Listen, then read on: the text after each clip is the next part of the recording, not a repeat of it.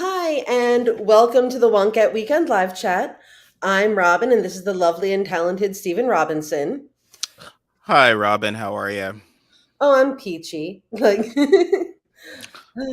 So let's hop right into it while my wife is still watching. Sinead O'Connor passed away this week, and that was gutting for me personally. I am of that age of when I remember her, all No, of I her remember. big I peak. yeah. I was in high school, and she was awesome, and yeah, and I've since my youth, I've come to appreciate her even more, like politically, like I think she deserves to get the Dylan, John Lennon treatment, of being this figure who, beyond making great music, made political stances and statements Oh and yeah. so forth. And I think that often doesn't happen. And I often think that also the specific incident that we'll talk about, her Saturday Night Live appearance, is not there's yet to be the documentary where it's like her people burning Beatles albums Yeah. moment, or even then I think I remember when I was young, from the same people who were like producing documentaries about, oh, look at those idiots burning Beatles albums because John Lennon hmm said something. They were the ones on the bandwagon of how dare Sinead O'Connor have an opinion, um, hmm and express herself artistically. Do you? I presume you have some familiarity with that point. So if you I of that do. incidents, you can I take them. do. I'm not that young. I'm just, despite my looks, I do actually, remember that I wasn't old enough to stay up and watch it at the time. You child. But I do remember because well, no, I'll tell you. Um, my memory of that incident is my mom being like, everyone is being a huge jackass about this, and she is correct. And I think at that point, my mom was the only person I knew who like or saw or heard that was like, this is ridiculous. And I also agreed because it clearly was. But I think my mom in particular like had grown up Catholic and had like a lot of her own feelings about the Catholic Church that were not necessarily like positive. Mhm. She, went uh, to school before Vatican II and everything. And Not to so, interject, can we just confirm for folks what she actually oh my gosh, sorry, we're that's talking. what I was leading to. Oh my gosh, I'm sorry. I thought, okay. We are obviously talking about the Saturday Night Live incident wherein she tore up a picture of the Pope, which was awesome. I was a big fan of that. I was watching Saturday Night Live at the time. That was the period where I had started watching it pretty much and I was watching, and I was excited to see her. Yeah. So there's when you're actually excited for the musical guest. I assume people are now. But I would take that back in the sense of it is easy to see artists in a way now that it kind of wasn't then when you were a Mhm. Oh, teenager in yeah. the night. Well, Like, people are just a lot more accessible now. There's Instagram, there's, like, basically, e the artist formerly known as Twitter, as you said, yeah, like to get any sort of interaction with her or to see her live, either yeah. or at a concert, which is tough for some folks, or so there was the videos and everything, and that famous video for Nothing Compares to You. But this is like to see her do some live Yeah. performances on the show was really exciting. I remember that. And then at the end of the song she's performing, she rips the photo of Pope John the second. It says, "Fight the real enemy," after giving a bit of a speech about Mhm. the church, which has never done anything prior or since to justify her position.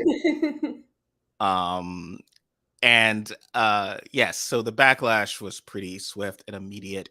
And what stands out to me when I was thinking about this was how um, there was literal calls for violence. So Oh, yeah. Joe Pesci, who hosted the show the following week, talked about, and we both Yeah. adore Joe Pesci as an I'm actor. a very big fan of Joe Pesci. Uh, we are also the type of liberals who are Mm. like, the world is complicated and strange, and people do good things and they do bad things. They're not all bad, they're not all good. So we're kind of, it's often complicated for folks who are like, oh, so that means we cancel Pesci? No, you go still watch Goodfellas. He's great in it. My cousin Vinny is awesome, but he It is was the best terrible. movie ever. And Marissa Tomei deserved the Oscar. Yes, I let's not get too far afield, but I hate the Marissa Tomei conspiracy theory that is absurd and nonsense Yeah. that someone called the wrong name and then she had to give it to her because that's not how anything works. And they were still talking about that even after Moonlight, where there was an incident like, well, no, Yeah. someone's gonna correct if someone calls Yeah. out the wrong name. So, but anyway, uh at the time, so Joe Pesci, he hosts the show the following week. Mhm. Cal McLaughlin hosted the show with Sinead O'Connor. He was actually pretty funny. I liked him quite a bit. So it was actually a good show. It was not shown a whole lot afterward Mhm. because of the controversy and Lauren Michaels' response to that as a result. But what Pesci talks about how in his monologue the following week, he just reams into her and specifically says, if I'd been there, I would have smacked her, like literally with violence. And Mhm. she was later interviewed on the Arsenio Hall show. For those who don't remember, Arsenio Hall was a very popular late night talk show host for like 3 or 4 years. It was a really brief period, like But he was, like, the most popular yeah, talk he was show. He was the huge. only late night show I ever watched. But he was huge, Yeah. and you go back and you felt like this is huge, and everyone was doing this, and Yeah. it was like 3 years. It's like one of those weird things, especially I when you get older and 3 years are just like this. Then it's Yeah, like, it seems really? like He I thought it was on for way longer than that. no. I think maybe, but it was like from maybe 89 to 93. It was like of and its peak popular was huge. But anyway, he's interviewing her. Arsenio Hall is famously one of the worst interviewers in history. Like he's really bad at it. Like it's awkward. Like if you watch the Hillary Clinton, Bill Clinton, actually Bill Clinton was the actual guest, but I always still frame it that way. Interview with Arsenio Hall. He's just so bad at it. But Mhm. anyway, he's interviewing her and O'Connor, and he mentions that there was a British DJ who'd written this, whole thing of how he was so offended by what O'Connor did that she needed to be spanked. And he talks about Oh, spanking her. now I forgot about that, yeah. And Arsenio does this whole thing of like, oh, well, could I get in on that or something like, which is horrifying. And Mhm. and Sarah Connor is obviously very uncomfortable in that moment and tries to laugh it off or whatever. And that's kind of, it was essentially she Mhm. expressed herself and violence was the answer. Yeah. So let's quickly just go in the time machine back to a couple years ago where Chris Rock makes a joke, particularly offensive joke about a human being, not a grand figure like the Pope, but a human being. He is slapped, and that is considered the worst thing ever. And Mhm. Oh, good point. at the time, the idea then it was like, how could any like there's never an excuse to violence to any expression, art. But suddenly the people, and these are people in the world of art. It's not like Joe Nobody. This is Joe Yeah. Pesci, an artist. This is, British DJ. He plays music artist. And all I remember after the Chris Rock, the whole rhetoric was like, if even talking about violence. So in similar with like the Mhm. comics who come out and make awful trans jokes and awful fat jokes or Yeah. whatever, if I can't even come out and say this, there's no art and no expression. And for her, it was just a complete sense of no support for her as an artist. It Oh, was like absolutely not, that like, was the people are worst thing to do. And how dare you do this? Just go sing a beautiful song. You have a lovely voice, but just we have no respect for you as a political artist, well, people only in acted a like they sense. were, like, personally betrayed because they were like, "I loved Nothing Compares to You," and then she goes and, is mean to the Pope, who, has no power, is a powerless figure. Yeah. Well, I mean, it is somewhat obviously ironic given things that would occur later, but I think she had commented that people wanted her to be Whitney Houston, and that's not Yeah, a dig at Whitney, but essentially what Whitney Houston's reputation or public image was in the early yeah, 90s, which is just go sing your ass off. 'Cause she has one of those voices. Sinead yeah. O'Connor is up there, so Her could voice is easily have incredible. could have just done that, but she's also a political artist, and there was no respect for that. Mhm. And it's just Well, that was barely a thing at that point in time. I mean, like, okay, again, I was like 10, and so I did not, I wasn't exactly super hip, but except for like, underground punk and everything, and like a lot of rap, like not necessarily the stuff that was being played on the adult contemporary channel that, people were listening to Sinead O'Connor on. mhm, Like she was a lot more radical than that. mhm. Um, and in No, she was 1992, it was like not. It was like, oh, if you're like a mainstream artist, that's not really like your whole thing. And people, aside from that, people were also pretty, crappy about the whole shaved head thing because they just found that extremely yes, hilarious. the skinhead O'Connor was something that someone had asked, like, well, that's 25, 30 years later, post the slap. Is it possible that Hollywood got a bit better over the decades? Um, I don't think so. I think one of the reasons I sandwiched that with like how there was criticism of the more politicized John Lennon, but even then, most of that was targeted towards Yoko Ono, towards a woman. Like somehow she was one making him do bed ins and talk about. I mean, the idea of what she did was a political protest, no difference from making a political protest song. I mean, Dylan does it all the time. Artists Yeah. do that all the time. And Saturday Night Live has a habit of like slapping down on the artist, Well, I mean, often women like, who break. They did this with Louise Lasser for different reasons, and then later, like, you, how dare you do anything they that were is psychotic controversial? about Louise Lasser. Jesus. Which I mean, again, not around during then, but my mom was a really big Louise Lasser fan. Like my adult parents were like into her. Um, Also, she is a just as an aside a hero for gap tooth ladies and an icon.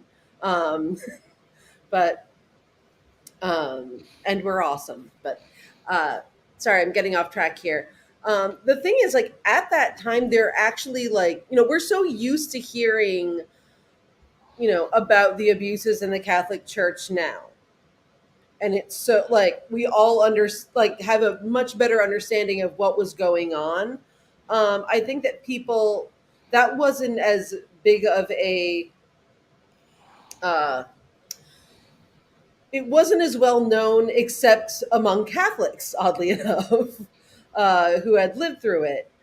Um, and so people were like, no, the Pope is the most holy and perfect man on earth. Why would attack the figurehead of this religion like that? Like, that's just cruel. Um, I don't, it just, I mean, I think that people knew about it. It just wasn't talked about as much, except by like ex Catholics. Hmm. But it's ripping a photo, so not. Yeah, it's not like It's she, just a photo, personally went and tried to murder the Pope, and she's the reason they had to invent the Pope Mobile.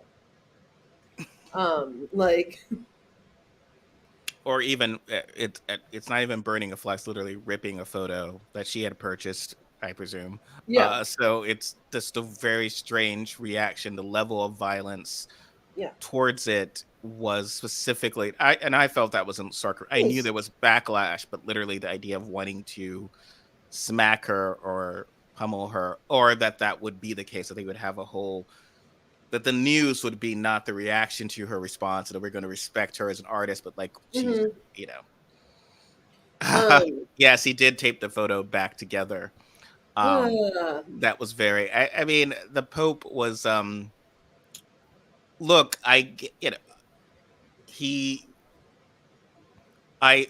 part of free speech is understanding that people get offended by things you're going to say. And uh, this is sort of the idea of like, well, if you didn't expect people to get offended, why did you think it would have any sort of impact? Like, it yeah, obviously, so when comedians make this, well, if you didn't think that was going to offend people, why did you devote 20 minutes of your set to this. So I get that, but the level of violence, I mean, it could have just been enough to just tape the photo back together. That's okay. Mhm. But the idea of like she had this opinion, she expressed it, and she should be slapped is visually pretty crusadey. Was it slapped or spanked? I felt like it was spanked. Wanted to give her a smack, and it Okay, was the someone said DJ. spanked. Yeah. The Oh, yeah, DJ okay. wanted to spank her, like how you Yeah. spank, like how Which you is discipline a child. ironic Distinctly, given, the issues with Catholic schools. There was a lot of physical abuse, and, there is a very upsetting parallel between the way that O'Connor was treated after this incident and the reason for why she was doing it in the first place. Sinead O'Connor was, when she was younger, put into technically a Magdalene laundry, but it was a former Magdalene laundry that was claiming to not be a Magdalene laundry anymore, but was still basically a Magdalene laundry. And Magdalene laundries were these things that existed. People like think that they only existed in Ireland, but we also had them in the United States. The first one was actually in Whitechapel, England, where uh, Jack the Ripper was from, and also my favorite television show. But uh, so they were these really, really horrifying institutions, like horrifying institutions where fallen women would be sent. And by fallen women, it included women who had been raped, women who had gotten pregnant, like girls who had gotten pregnant, girls who were just too pretty and found to be too flirtatious. They were like, oh no, you're getting sent to the laundry. And they would have to live in these laundries run by the Catholic Church, although actually they were originally a Protestant institution. And they were horribly abused. They had to work in these laundries all day for free. Like they were not paid for their labor. So really they were like scooping girls up off the street and enslaving them. And everyone was like, this is fine. We are okay with this.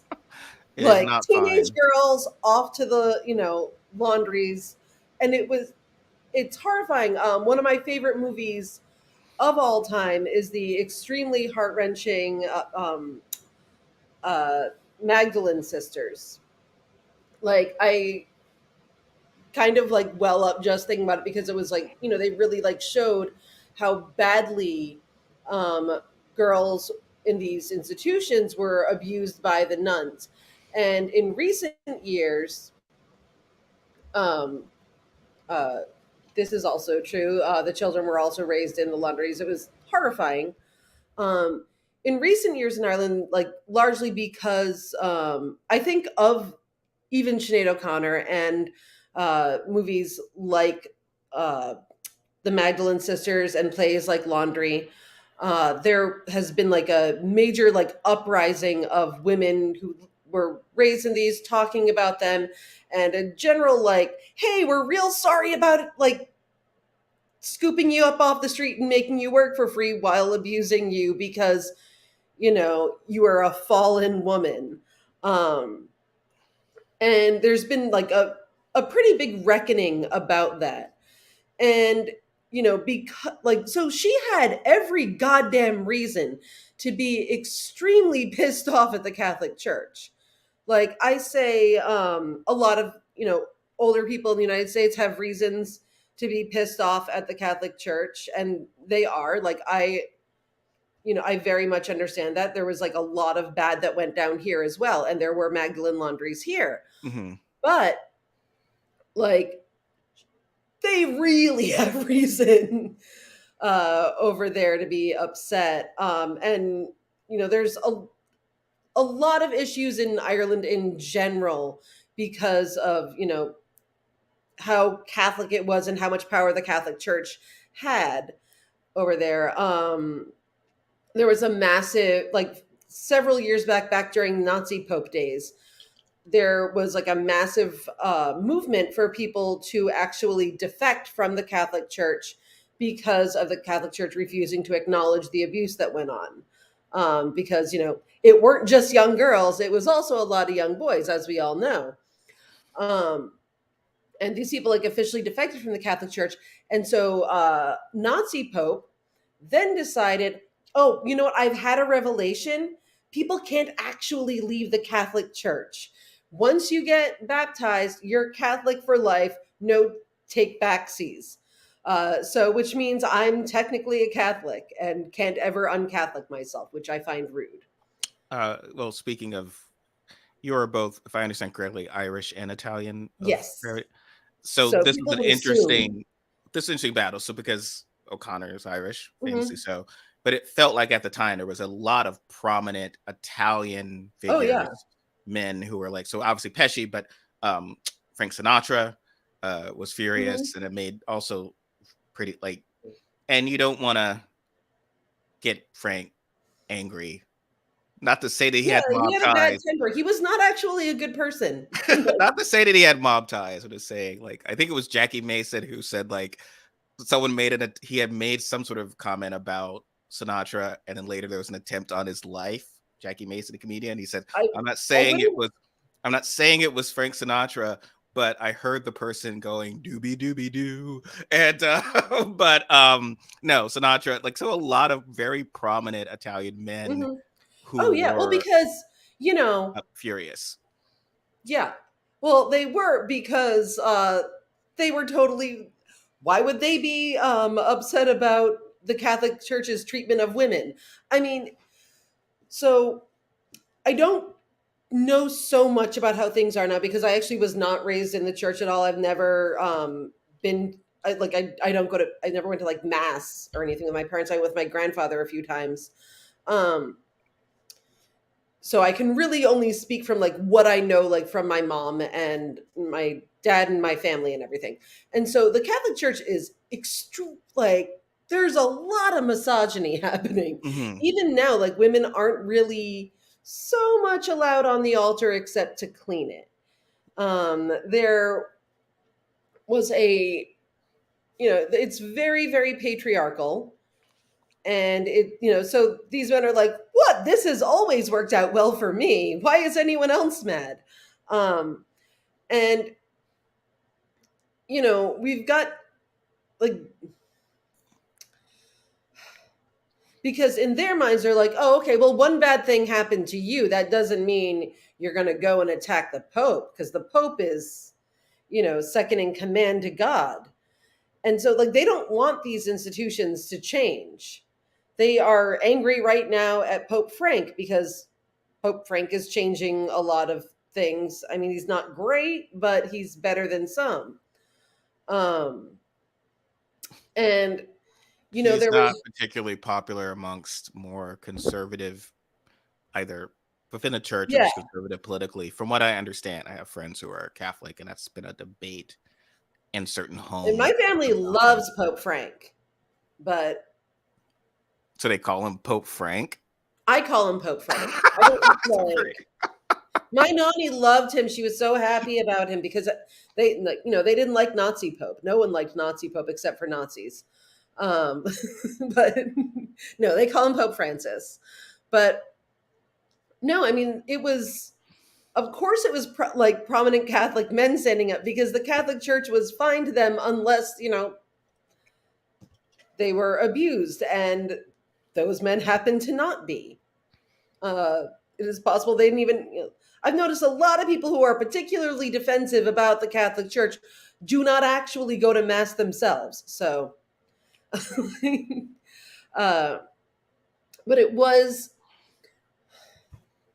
because the whole origin of things like the Magdalene sisters are very much rooted in misogyny and rooted towards like and just unbelievable anger at women, especially women who are at all sexually active, anything like that. It's rooted in absolute fury at these women, and the only way that they can be saved or whatever is by doing hard labor in a freaking laundry. Like they need to be punished.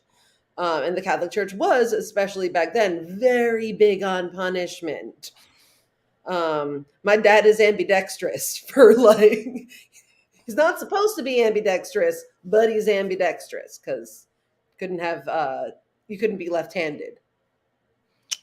Yeah, it just sort of O'Connor had, after the census, sort of the part of the narrative was that she was unhinged or unstable that began Yeah. to develop as a narrative, even though she sort of ripped a photo.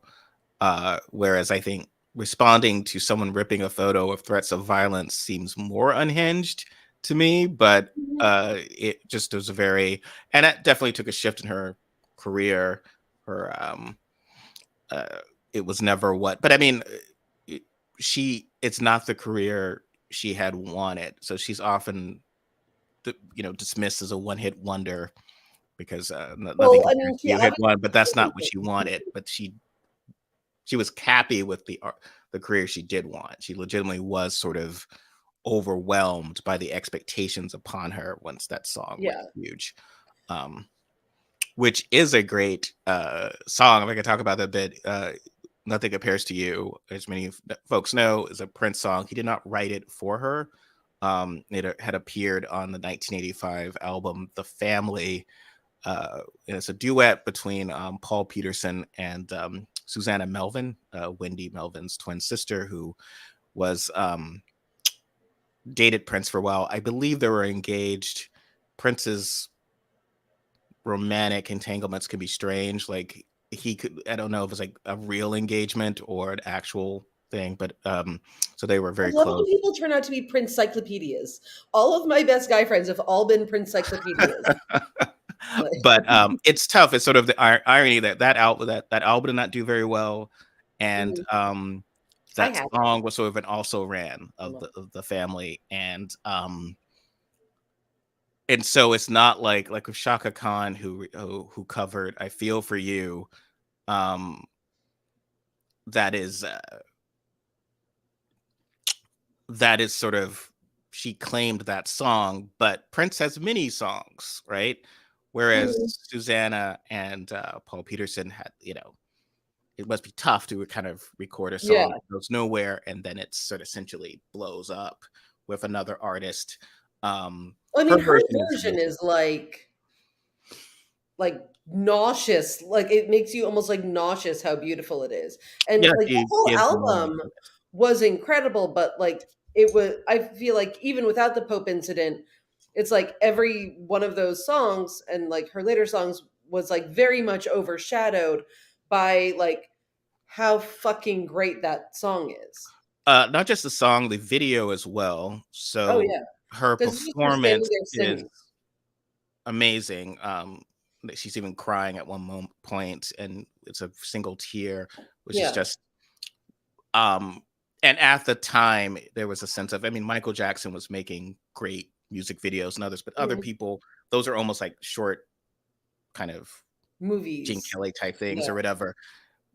There were artists there were some musicians who thought there was no way to actually give a good performance if you weren't just singing, dancing, or whatever, but give a good performance in that format.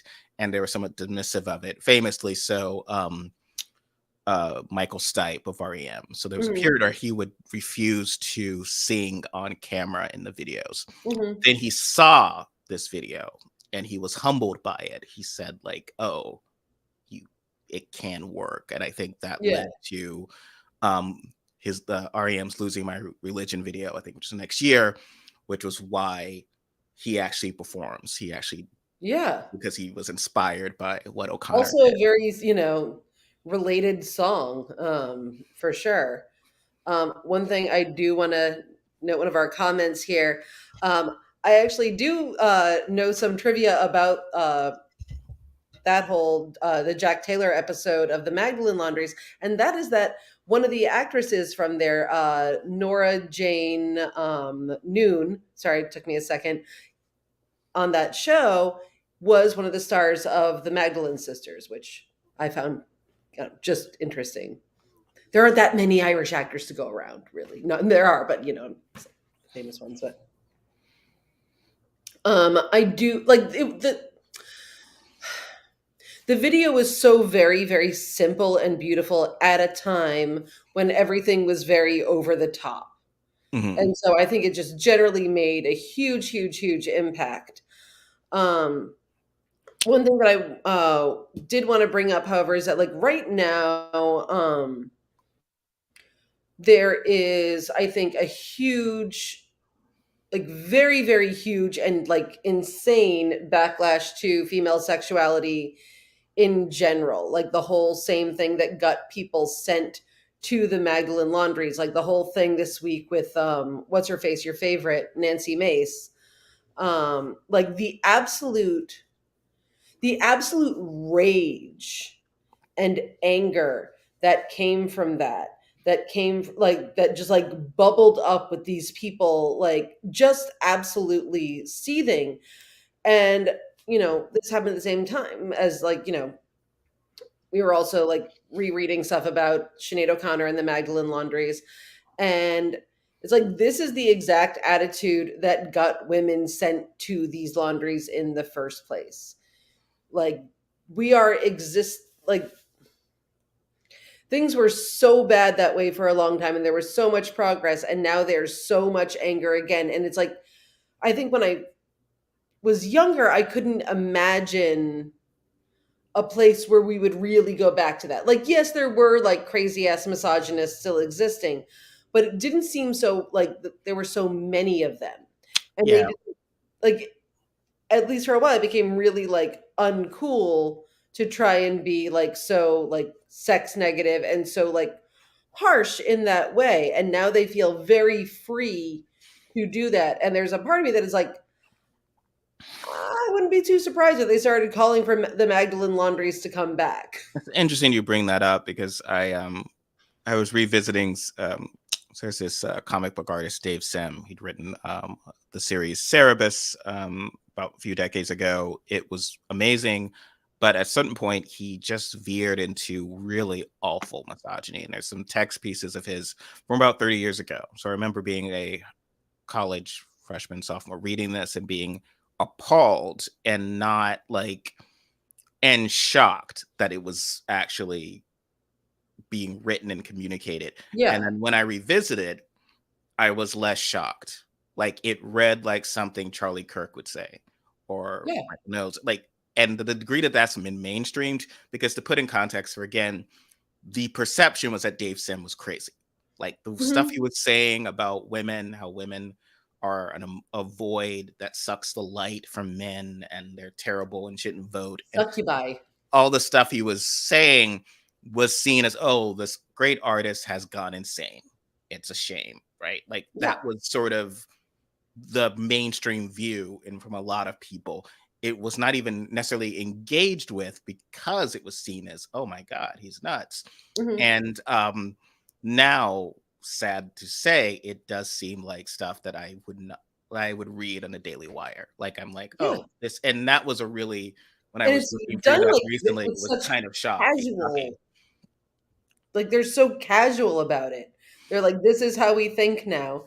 The show notes, I'll include a link to Robin's piece about Nancy Mace because there's a link to there's a lot of these Twitter trolls, and when you get a moment, if you want to bring it up to read some of them, the stuff they're saying is just, oh my God. And of course, Charlie Kirk thinking that she's because Nancy Mace enjoys sex and talks about it publicly that she is a prostitute or some No, is it was, really weird. that she was basically inviting people to a threesome, like Yes, to talk like about this, sex wants like to have a yeah. yeah, So threesome. she mentioned that she was having sex, and that's basically like, "Hey, come over and run a train on me." Like, it's the same thing. Yeah, It's exactly the same thing. Right, like, you had there. alluded to my Um, issue with Nancy Mace, right? So part of that is because yes. Nancy Mace is the first woman to officially graduate from the Citadel, which is all Mhm, but prior to that, and this is very typical of I think a criticism of Republican of conservative right wing women, conservative women in mhm, general, of no respect for the women behind them. So Shannon Faulkner was actually the first yes. woman to get accepted um to the The Citadel Citadel, yeah, because I remember. and she Yeah, yeah. challenged it. I met her at the time. I was interning at the Greenville News, and I was working with a reporter who was covering it, and I happened to be in the room with her when she got the notification that her case had won, that she was going to be able to go in. Yeah. So I remember that very clearly. It was a cool moment. She's a very lovely woman, but she got battered. It was horrible. Oh, it was She did not horrible. actually succeed. She succeeded in what's important, but like in the movie, right? Like it's the Rocky thing. She got the big victory, but she did not personally was able to complete Yeah. um her time there. And I think Nancy Mace has been somewhat dismissive of her and not respectful of her, and it's sort of, as I Yeah. say, something kind of, if anything, sort of sums up criticism of Republican women, Black Republicans, or whatever, is that sense of like, I've got no respect for those who fought the earlier Yeah. battle that made it possible for you to make your other battle. No, absolutely not. Uh, I will bring up some of the comments though about like. So I don't like Nancy Mace. I hate having to be in the position of defending Nancy Mace. It's not. I don't even want. I had to be in the position of defending freaking Sean Hannity because they're also mad at Sean Hannity because he did not give her a stern talking to on his show about how she should not be having premarital sex. Um, which is definitely a thing that people who can get laid say all of the time. Like I will say, I think a large amount of that anger comes from the fact that Nancy Mace is pretty. Uh, these these men are not well, and also like there were a lot of women criticizing her as well. Um, Nancy Mace is very pretty, and so with these men, they definitely have a lot of anger towards like attractive women who veer from any, veer off track in any way, because then you're like definitely sinning and definitely, contributing to what do they call it? They have, causing men to stumble is Mhm. their big Christian phrase. Um, Whenever people are yes, we can. I'm not defending her. I'm just saying, like, Yeah, that's very Dave Sims, yeah. misogyny level stuff as well. I mean, all of this has roots back to most Oh, yeah. religious Well, BS. there's been definitely a combination of like, so like in the 90s, you had the misogynists who were yelling about sex and everything, who were like super religious. They were like the kind of people who were very mad at Sinead O'Connor. And it was generally like, oh, well, you're going to hell, and that's why you should not have sex. Um, Now we also like have thrown in the whole like manosphere incel thing, which is largely secular, but also very angry about the idea of women having sex. And, you know, in a way that isn't like, I am submitting to the needs of my husband and we are married and what have you. Um, and so some of these comments were absolutely fucking batshit. Um, Premarital sex is a sin, Nancy Mace. All sinners burn in the lake of fire. Thanks for telling everyone you're just another fake Christian. Unmarried concubine invited to speak at a prayer breakfast. Now I'll get bombarded by her white knight defenders telling me I need to remove the log from my eye. Um, this is the way of an adulterous woman. She eats and wipes her mouth and says, I have done no wickedness. Okay, I'm going to be a little crass. Apparently, that is a like a Bible thing. Is it about blowjobs? Like I don't like I don't know. I don't. cannibalism. Like it's either blowjobs or cannibalism, and I figure those who are like equals figure those things are like equal sins. Um, Important question: are all Republican men incels? On some level, I'm going to say yes. So yeah. Like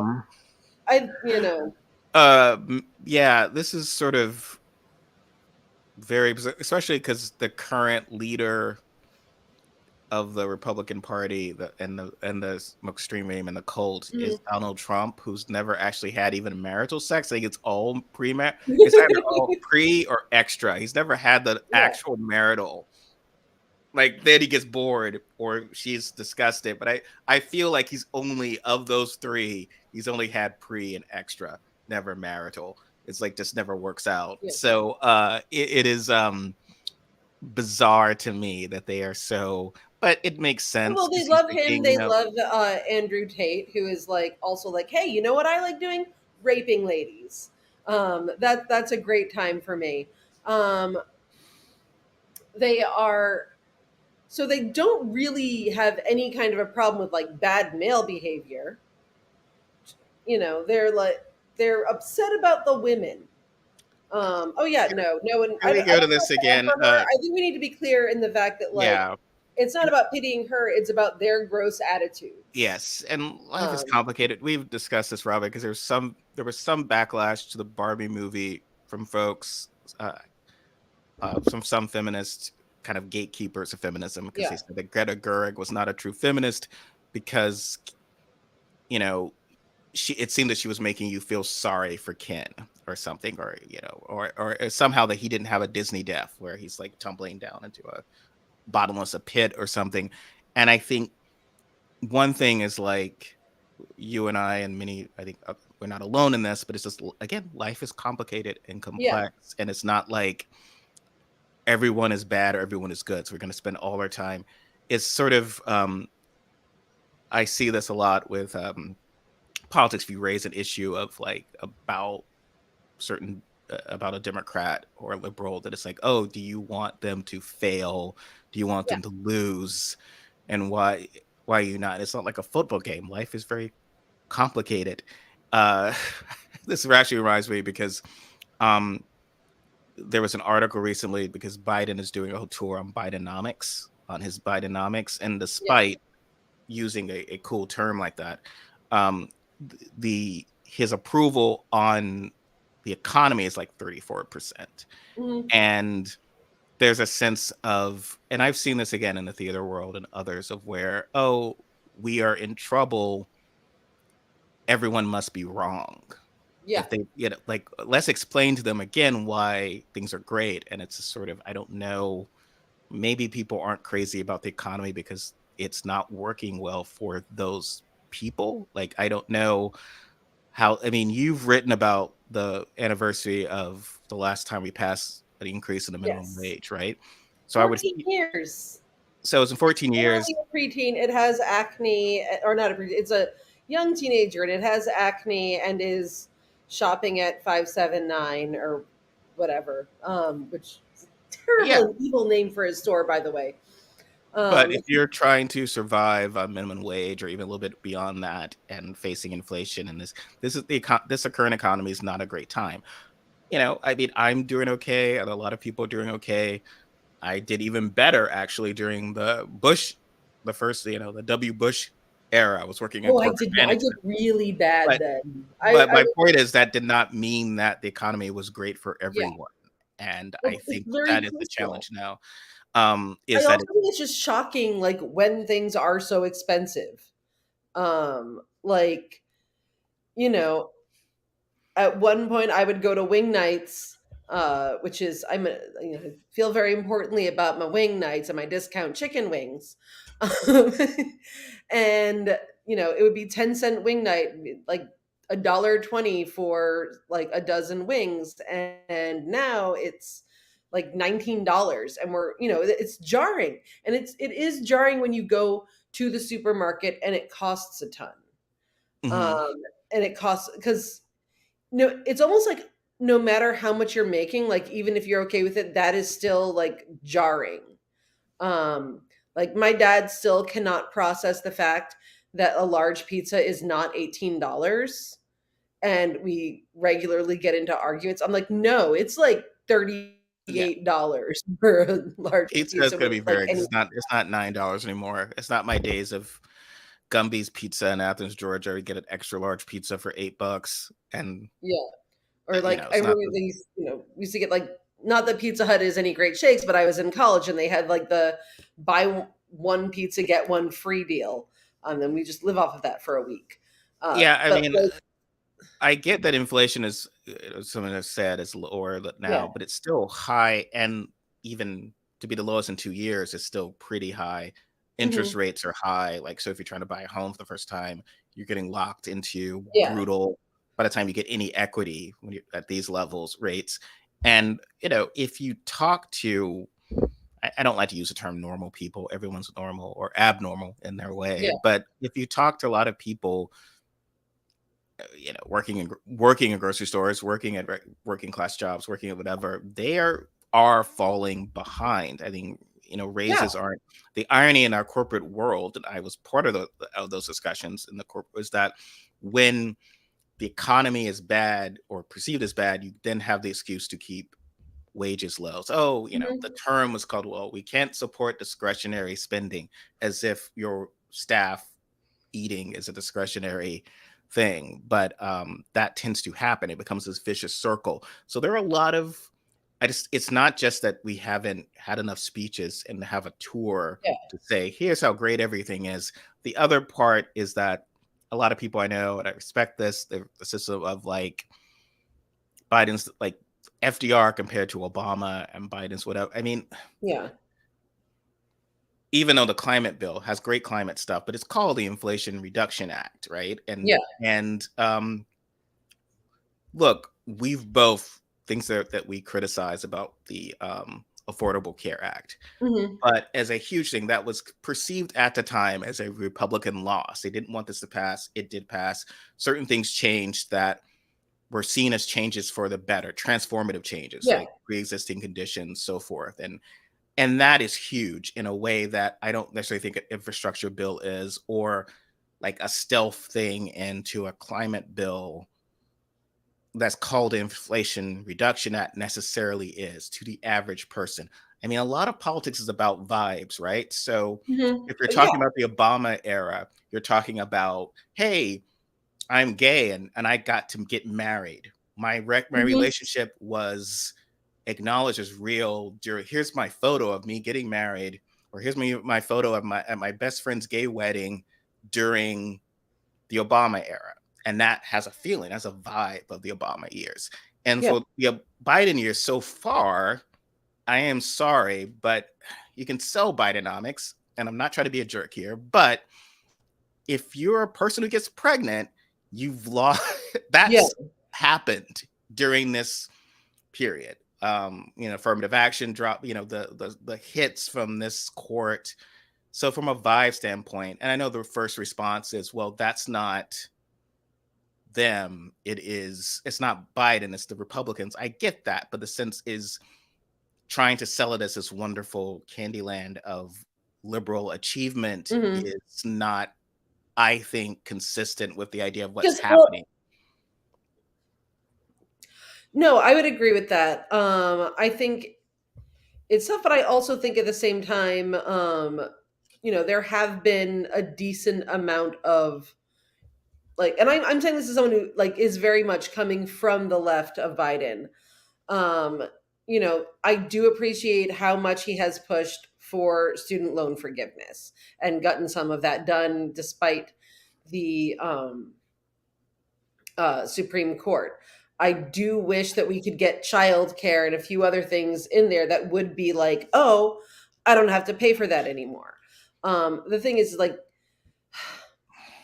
it is very hard with the situation to do anything particularly tangible because we've got the Supreme Court situation, which sucks. But I do definitely see him trying. The problem, like you said, however, is that like if people have to feel it, and I know like there are a lot of people on this side who yell at me every time I like vaguely mention Medicare for all.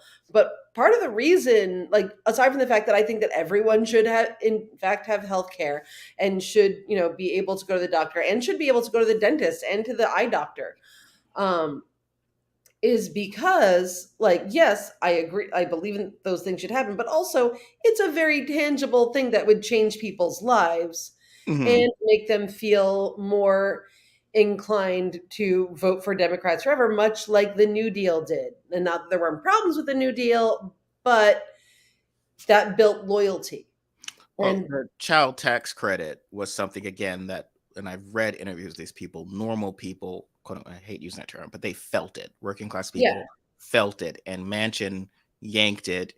Hmm. Um, and then when you think of the things that were passed through, even the Inflation Reduction Act, that to get past Manchin and Kristen Sinema, it's stuff of like, okay, this we're going to take out that it hooks working people, but to get Sinema's vote, here's this cut for hedge funds, you know, and that stuff.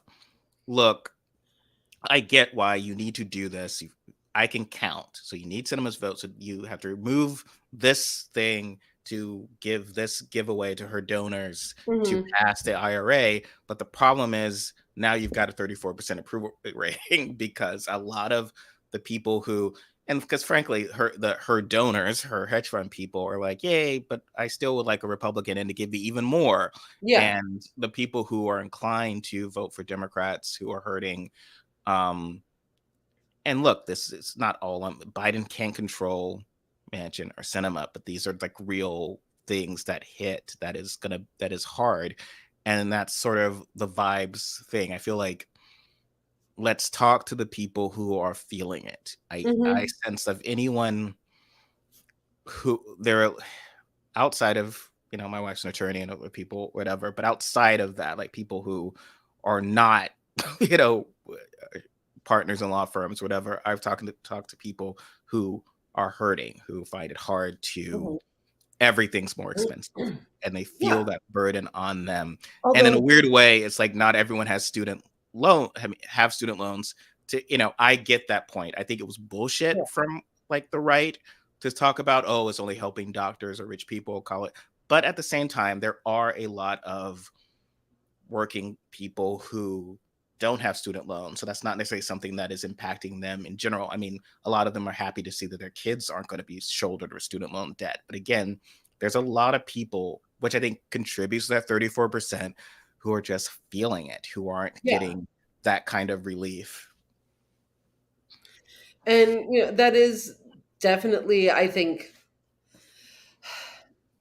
the trouble with and everything is like, being able to actually pass something that everyone can feel and that, you know, crappy people will somehow let us get away with passing. And it's I don't he's doing a less bad job than I had expected, and he is trying harder than I expected. So like my expectations were very low.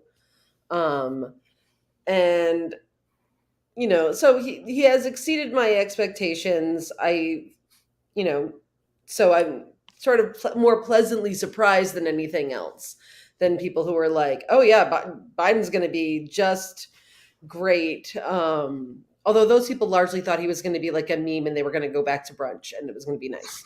But um, I just, it's hard, I think, to find that thing that can be done and that would, impact people to the point that they would react.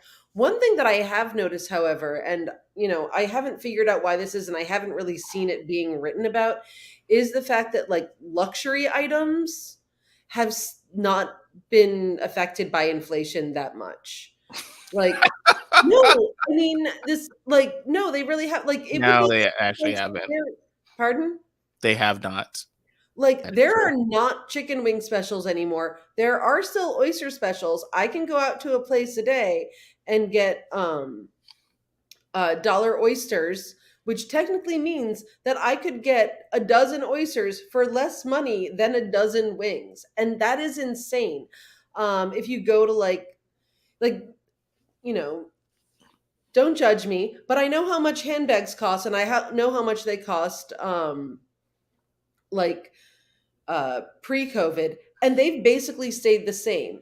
If you look at makeup in a drugstore, that's gotten crazy expensive. They've got like NYX mascara for $13, but the fancy makeup at Sephora has stayed about the same price. And these things sound all very like, oh, bougie, shallow bullshit or whatever, but like it's clearly been impacting, like Sure. inflation has clearly like impacted the poor more, and like of Yeah. course it impacts them more in the poor more in I general, agree with you, and I think this what but this like someone is in the comment that vacations are expensive, as yes. lodging and dining in particular. But again, I think to your point, not saying I travel in crazy circles. I'm saying that like the stuff that's like you expect to pay a lot for, Mhm. not Yeah. maybe like so I'm I'm fortunate enough to spend a lot for this type of vacation.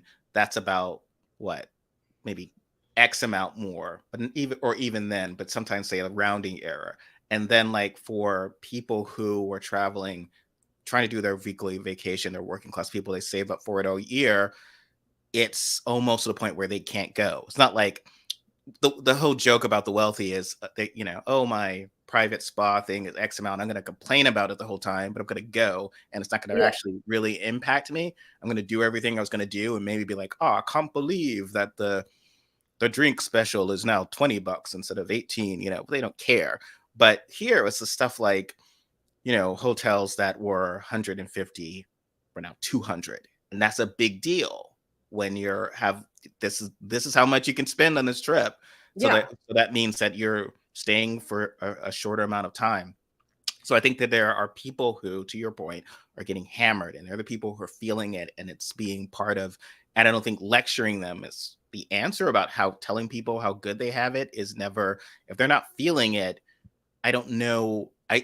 But that's my thing. I just feel like No, I agree. You can't no just one is be like, "Hey, unhappy. just It's so you like here's know, the list of things why you are should be actually happy. really good right now." Because if they don't feel it, then they don't, it's a very personal thing. Yeah, I mean, just going around doing your greatest hits and telling people how awesome you are, I don't think works when they're not feeling it. They want you to be actually working to help them feel it. Yeah. And Like more in the sense of here's how I am helping you. I get that things are tough. Here's how I'm going to help you. Because Republicans are the ones saying, we hear you. It's terrible. Once yeah, he's out and Hunter Biden's in the phantom zone, everything's going to go wonderful for you. And you've got to yeah. counter it. That's all nonsense. You've got to counter it. Very I quickly think before the we way to go. deal with that, and they're not like, I understand maybe why they don't want to go, like the Bidens don't specifically want to go that direction, but like for fuck's sake, every family has a Hunter Biden situation going on right now because of all of the, you know, issues in our country. And I think that's actually why they haven't been able to get a lot more traction on that issue, because people are like, my brother is Yeah. also, got a problem. I get that. Yeah, I just want to point out Gary Seven just recommended firing 2 or 3 people from DoorDash. Sorry, just a joke. Um, Because thrift, middle class thrift hurts working class people. So you yeah, say like, so when people decide, oh, I'm going to tighten my belt, I'm going to stay at home this weekend, I'm not going to go see this movie. I'm not. That's why I'm very excited about Barbenheimer, because that is yes, getting people in theaters selling stuff. Because when people aren't going to movie theaters, you know, corporations, businesses are cheap MFers. So they're going to be like, we don't need 4 people working this hmm, shift. It's just the one person, and they're going to be miserable. And that means 3 people lose their jobs. And so, yeah. or get fewer shifts, and it's all gig economy. So Yeah. it's a tough thing. Before we do go though, I want to Well, ask you go ahead. I'm sorry. no, you go first, and then I have a thing. So go ahead. Uh the whole thing with there was some of Biden's approval levels sort of due to his age, and that was because a lot of folks were perhaps and again, I back to Nancy Mace. I'm not defending Mitch McConnell, but people were like very much delighting in his apparent frailty earlier this week, where he kind of just spazzed out. I'm sorry, not to use the term, it's horrible, but like lost his sense of self for many reasons. And I tend to think that how quickly that can come is a reminder that can be difficult for our 80-something-year-old president. Doesn't and Yeah, ironically, Mitch McConnell losing it and having to retire because he's losing it isn't good for us, because people can count. yeah, And it's kind of like, well, Biden seems okay now, but what's going to happen in 4 years? Like, look what, like, Mitch McConnell seemed in better shape 3 or 4 years ago, because it happens very quickly. And of course, Feinstein's situation is what it is. She was seen on tape being confused, and one of her staff are just telling her to say yes for yeah. something which just isn't what democracy is supposed to be like. So it's not like just having the courtiers to the king being like, just say yes. It's just not appropriate. But if you can finish us out, Robin. Yeah, no, I was actually just going to add that, like, one of the other things that has become truly insane, just in my personal experience right now, I spent part of the last month trying to help my sister find a new apartment in Rochester, New York, which is where I was. The rent is too damn high. And I like that is one thing that I don't know if something can, like, how much can be done about that federally, but it is insane. Like, it is, like, in a small city, like, the rent is higher weirdly than it is in Chicago, but it's like it's obscenely high. Like, Mhm. how do we need to make it easier for people to just live. And if people can't just live, if they're going out and, like, they have to spend, like, most of their, money on rent, that means they can't go out and spend it on things like you were talking about, like going out to the movies, going out to restaurants and bars. Like, they have to spend, like, so much of their money just giving it to landlords. And so that I think, has a huge impact on the Mhm. economy. And that is why I think we should definitely be pushing for more various kinds of rent control and other things that are, to Yeah. help people live somewhere, because we've got a homeless problem. We've got, still an economic problem where people aren't, buying as much as they need to support smaller, ventures. And people, like, are just trying to afford the basics. And when the basics are so outrageous, Mhm. Well, it this is, makes everything harder. the idea of like rent control or stopping Yes. Airbnbs. That's all the stuff that Mansion or Cinema, usually Mhm. Cinema in this case, gets rid of. And then we're supposed to, and yes, this other stuff that remains is maybe good. It's great rebuilding bridges, it's great rebuilding all the stuff. But often it's like the stuff that Republicans will approve of grudgingly is probably not going to be helping people at a level that we need to turn out. So, I would just say, I don't even know if the economy is going to be the driver for a lot of these people. Going to your sister and trying to say, "Look, everything's wonderful. Here's how great the economy is." Yeah. When no, she's going to be paying more in rent, and at Right. what she's making for a living probably not as much. It's not as compelling as saying, "You've got to look." The problem is the Republicans are fascists, and they're going to take more of your rights, and they've already taken, and that has to be sort of the argument. It sucks because it's less motivating than how I'm going to improve your life right now. But that tends to be, I think that's what helped us in 2022. And that is probably the driver in 2024. I know Mhm. Democrats love to have it to be about the economy and quote unquote kitchen table issues. But I feel like that's, unless we do stuff to make those folks feel it, and they're not feeling it. So I don't know how to tell Yeah. them to feel it. Well, this has actually been, I think, like, one of my favorite of our chats, frankly. Like, Oh, it well, went on thank a you. trajectory, but it was a good one, I thought. Oh, I well, hope you thank you, guys. Robin. Okay. Thank you. Thanks for sticking with us, folks, for a little bit over our hour. And please like, share, subscribe. You got us to 1,000. And please help us get a bit more Yay. so that we're at least have more subscribers than the the person modeling handbags, which is Robin could also do that. So if that's what you want to see, we can Wait, have what am her I content doing? modeling handbags or showing handbag like Oh, I could do, actually, true story. And I know we're, like, over time here. I keep seeing all these people, like, doing their, like, it's like, I'm going to talk about Jack the Ripper and do my makeup. So do you guys want me to do my makeup? I'm kidding. I would not actually do that. But yeah, they, like, just, like, do their makeup all being like, let me tell you about all these murders. it Like, works. It's what people yeah. want to see, apparently. But yes, please like, share, subscribe. Check us out at all the places. Even X marks the spot, and we will see you. And we will see you next time. Take care. Bye.